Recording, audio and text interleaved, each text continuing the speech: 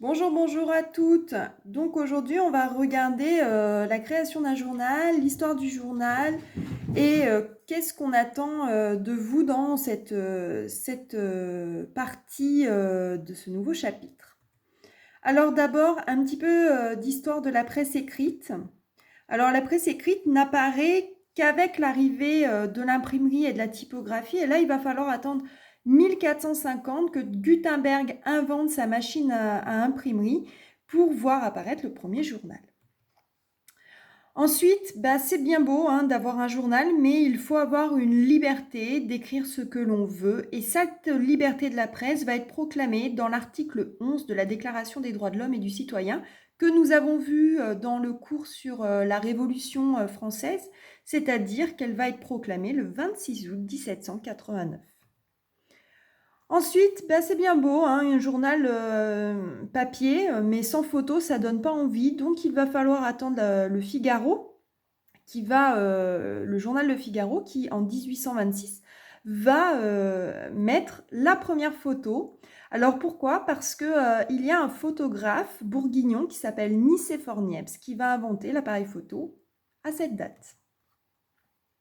Ensuite, tous les journaux, même les plus sérieux, font de la pub. Et la première fois qu'on va voir apparaître de la publicité, c'est en 1836.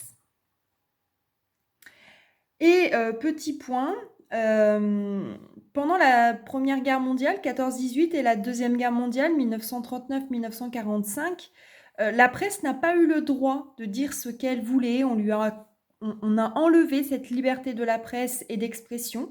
C'est ce qu'on appelle la censure. Alors, quelques journaux maintenant, très importants. Le premier, un des premiers journaux les plus importants, c'est Le Monde. Je vous ferai une vidéo ensuite avec quelques journaux. Il va apparaître en 1944, ainsi que François, Ouest France ou encore Nice Matin. En 1995, la presse va commencer à mettre en ligne, et oui, sur Internet, et le premier à le faire, c'est le journal Libération.